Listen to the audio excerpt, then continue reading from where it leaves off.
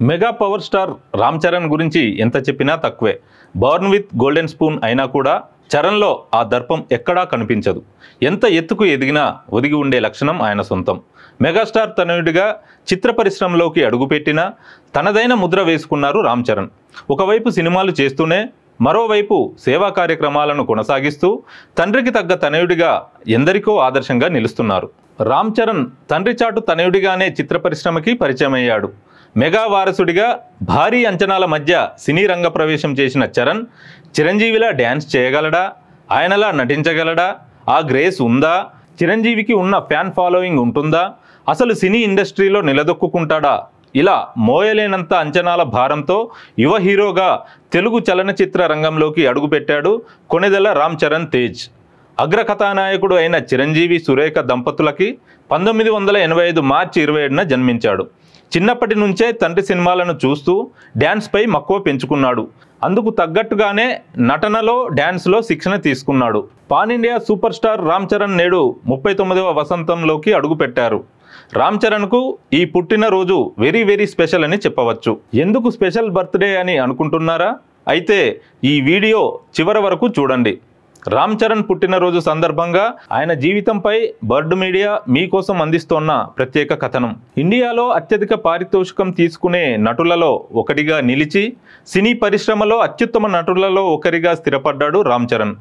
తెలుగు చలనచిత్ర ప్రతిభను ప్రపంచానికి చాటి చెప్పి తెలుగు సినిమాలు అంటే కేవలం 6 ఫైట్లు 6 పాటలు అని వ్యంగ్యంగా వెక్కిరించే ఇతర రాష్ట్రాల సినీ నటులు ఇతర దేశాల హీరోల నోర్లను మూయించాడు. ప్రపంచంలో తెలుగు సినీ పరిశ్రమ ఉందని, సినీ రంగంలో నటన విషయంలో తమకు తామే సాటి అని నిరూపించి తెలుగు చలనచిత్ర పరిశ్రమ కీర్తిని ప్రపంచ దేశాలకు చాటి చెప్పిన వ్యక్తి రామ్ చరణ్ తేజ్. ఆస్కార్కు ఎంతో దూరంలో ఉండే భారత చలనచిత్ర రంగం తెలుగు సినీ ఇండస్ట్రీకి భారత్ గడ్డకు తన సినిమా అయిన RRR ద్వారా ఆస్కార్ను అందించాడు మన మెగావారి అబ్బాయి రామ్ చరణ్. ప్రస్తుతం ప్రపంచవ్యాప్తంగా కోట్లాది మంది అభిమానుల హృదయాలను గెలుచుకుని గ్లోబల్ స్టార్గా ఎనలేని క్రేజ్ను సొంతం చేసుకున్నాడు చరణ్. తండ్రికి ఎంతో పేరు ఉంది, తల్లి సంస్కారవంతురాలుగా పేరు సంపాదించుకుంది. ఇక చరణ్ భార్య ఉపాసన అయితే వివిధ సేవా కార్యక్రమాలు చేస్తూ అపోలో హాస్పిటల్ బాధ్యతలు నిర్వహిస్తోంది. పేరుకు పేరు డబ్బుకు డబ్బు ఉన్నా ఎదుటివారి దగ్గర ఎటువంటి భేషజాలు లేకుండా చిన్న పెద్ద అని తేడా లేకుండా అందరినీ గౌరవించే వ్యక్తి మన రామ్ చరణ్. బహుశా ఇది తన తండ్రి చిరంజీవి గారి నుంచి నేర్చుకున్న లక్షణాలు కావచ్చని సినీ పరిశ్రమలో అందరూ చర్చించుకుంటారు. ఇక డిగ్రీ పూర్తయ్యాక తొలిసారిగా వెండితెరపై తొలి చిత్రం చిరుతతో ప్రేక్షకుల్ని మెప్పించాడు రామ్ చరణ్. ఈ మూవీలో నేహా శర్మ హీరోయిన్గా నటించింది. ఈ సినిమా 2007లో విడుదలై బాక్సాఫీస్ వద్ద విజయం సాధించింది. డ్యాన్స్లోనూ నటనలోనూ తన ప్రతిభని ప్రదర్శించి తండ్రికి తగ్గ తనయుడు అనిపించుకున్నాడు రామ్ చరణ్. ఈ చిత్రానికి పూరి జగన్నాథ్ దర్శకత్వం వహించాడు. చిరుతతో సినీ ప్రేక్షకులకు పరిచయమైన చరణ్ ఆ తర్వాత ఒక్కొక్క సినిమాతో మరింత పరిణతి సాధిస్తూ ఎదిగాడు. తొలి చిత్రంలోనే చక్కటి ప్రతిభను ప్రదర్శించిన రామ్ చరణ్ ఈ చిత్రంతో ఉత్తమ నూతన నటుడిగా ఫిల్మ్ఫేర్ అవార్డును అందుకున్నాడు. నంది స్పెషల్ జ్యూరీ అవార్డు కూడా ఆయన్ని వరించింది. రామ్ చరణ్ రెండవ చిత్రం మగధీర 2009లో విడుదలైంది. ఈ చిత్రానికి దర్శకధీరుడు రాజమౌళి దర్శకత్వం వహించారు. ఈ సినిమా ఆ సమయంలో తెలుగు చిత్ర పరిశ్రమలో అత్యంత ఖర్చుతో కూడిన చిత్రం. అంతేకాదు ఈ మూవీ సూపర్ డూపర్ హిట్ అయింది. అప్పుడు ఇండస్ట్రీ హిట్గా నిలవడమే కాకుండా రామ్ చరణ్ పేరు అంతటా మారుమోగింది. ఈ సినిమాలో చరణ్ స్టెప్పులకు ఆయన నటనకు అభిమానులు ఫిదా అయ్యారు. ఈ మూవీ 57వ జాతీయ చలనచిత్ర అవార్డులలో ఉత్తమ కొరియోగ్రఫీ విభాగంలో జాతీయ అవార్డు మరియు ఉత్తమ స్పెషల్ ఎఫెక్ట్స్తో పాటు 6 ఫిల్మ్ఫేర్ అవార్డులు అలానే 9 నంది అవార్డులతో సహా అనేక ప్రశంసలను అందుకుంది. అంతేకాకుండా మగధీర యొక్క థియేట్రికల్ రన్ 1000 రోజుల పాటు కొనసాగింది. ఇది 2005లో విడుదలైన చంద్రముఖి ద్వారా నెలకొల్పబడిన రికార్డ్ ఏదైతే ఉందో దాన్ని అధిగమించి అత్యధిక కాలం నడిచిన దక్షిణ భారత చిత్రంగా నిలిచి రికార్డు సృష్టించింది. 2010లో బొమ్మరిల్లు భాస్కర్ దర్శకత్వంలో ఆరెంజ్ అనే సినిమా చేశాడు. ఆ చిత్రం పరాజయం పాలైనప్పటికీ చరణ్ నటనకు మాత్రం విమర్శకుల నుంచి ప్రశంసలు దక్కాయి. ఇక ఈ సినిమాలోని పాటలన్నీ కూడా సూపర్ హిట్గా నిలిచాయి. 2011లో సంపత్ నంది దర్శకత్వంలో రచ్చ చిత్రంలో చరణ్ నటించాడు. భారీ ఓపెనింగ్ని సాధించిన ఈ చిత్రం ఘన విజయాన్ని సొంతం చేసుకుంది. 2013లో వివి వినాయక్ దర్శకత్వంలో నాయక్, వంశీ పైడిపల్లి దర్శకత్వంలో అల్లు అర్జున్తో కలిసి ఎవడు చిత్రంలో నటించాడు. 2013లో విడుదలైన యాక్షన్ కామెడీ చిత్రమైన నాయక్ ఆ సంవత్సరంలో అత్యధిక వసూళ్లు చేసిన 5వ తెలుగు సినిమాగా నిలిచింది. ఆ తర్వాత అదే ఏడాదిలో జంజీర్తో హిందీకి పరిచయం అయ్యాడు. తెలుగులోనూ ఆ చిత్రం తుఫాను పేరుతో విడుదలైనా అది పెద్దగా ప్రేక్షకాదరణకు నోచుకోలేదు. ఈ చిత్రం అమితాబ్ బచ్చన్ జంజీర్కి రీమేక్గా రూపొందింది.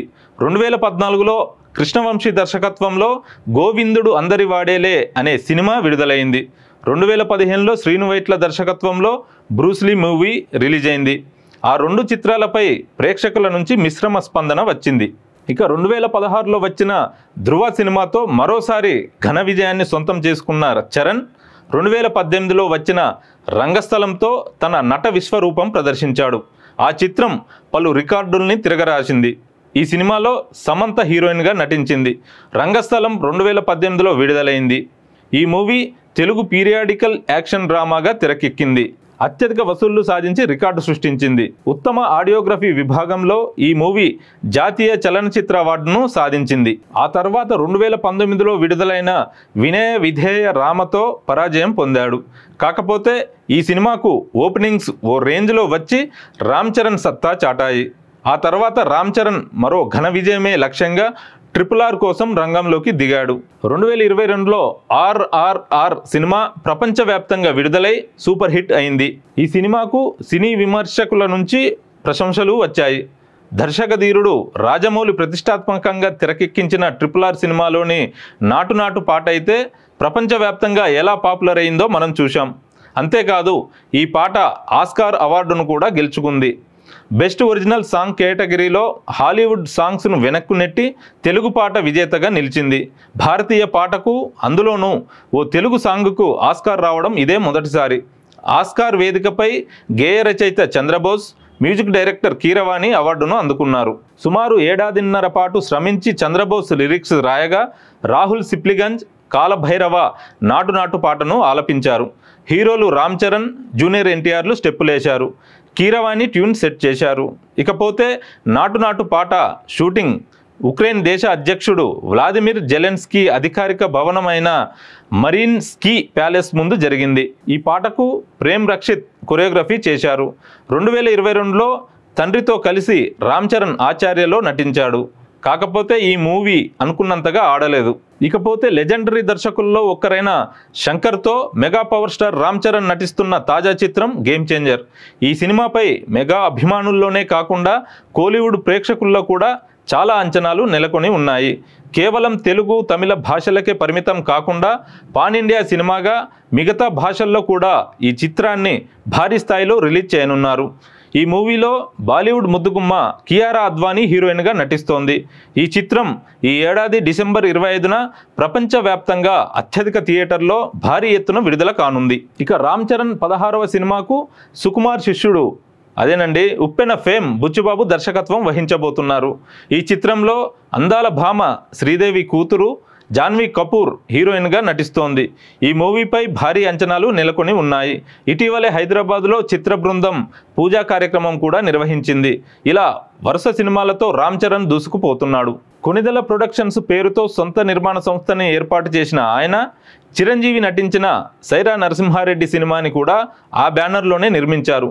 2012లో ఉపాసన కామినేనిని ప్రేమించి పెద్దల అంగీకారంతో వివాహం చేసుకున్నాడు రామ్ చరణ్. ఆ తర్వాత ఈ జంట ఓ పాపకు జన్మనిచ్చి అభిమానులకు మెగా వారసురాలిని పరిచయం చేసింది. అయితే ఇప్పటి వరకు తన భార్య, తల్లిదండ్రులు, ఇతర కుటుంబ సభ్యుల మధ్య బర్త్డే వేడుకలు జరుపుకున్న చెర్రీ ఈసారి వారితో పాటు తన గారాల పట్టి క్లిన్కారా సమక్షంలో బర్త్డే వేడుకలు సెలబ్రేట్ చేసుకోబోతున్నారు.